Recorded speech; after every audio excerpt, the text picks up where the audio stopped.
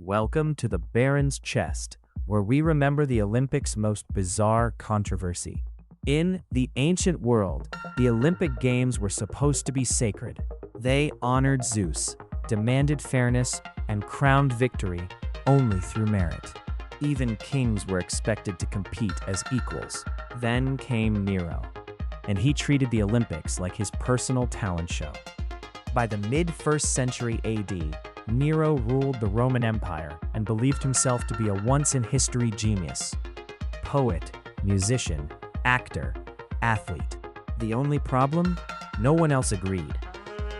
Roman audiences were required to applaud him, but Greek audiences, proud heirs of Olympic tradition, were less easily impressed. So, Nero did something unprecedented.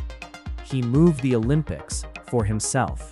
The Olympic Games were held every 4 years without exception, a tradition going back nearly a millennium. Nero didn't want to wait.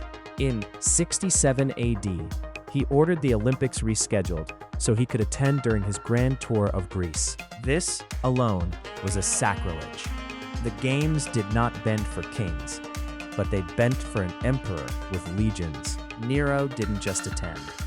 He entered competition. The emperor competes, sort of.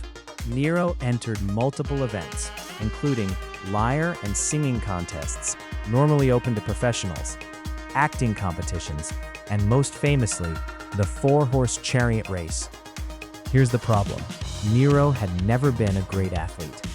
During the chariot race, the most dangerous and prestigious event, Nero fell from his chariot and did not finish the race. In ancient Greek athletics, that should have been the end of it. Instead, the judges declared Nero the winner.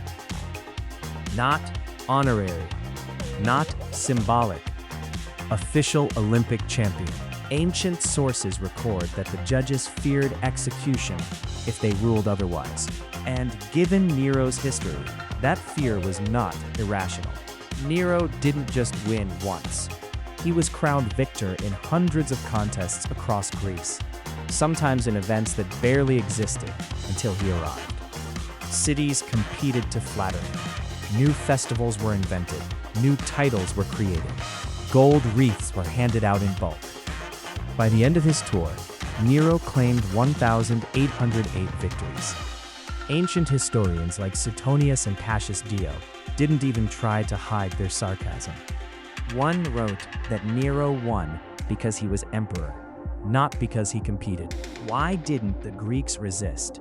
Because Rome ruled them. The Olympic sanctuary at Olympia was sacred, but Roman soldiers stood outside its borders. Judges understood the rules, but they understood power better. Some spectators reportedly remained silent during Nero's performances, a subtle protest. But silence itself was dangerous. Applause was survival. The aftermath.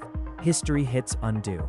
In 68 AD, Nero was overthrown and forced to commit suicide. Almost immediately, Greek cities began quietly undoing his legacy. His victories were struck from records, removed from inscriptions, ignored by later Olympic lists. Later chroniclers treated Nero's Olympic wins as an embarrassment.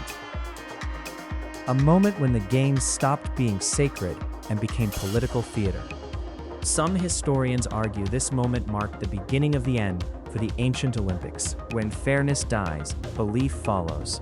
So, did Nero win the Olympics? Technically, yes. Culturally, absolutely not. Historically, only as a warning. Nero proved that even the most sacred institutions can be corrupted when power demands applause.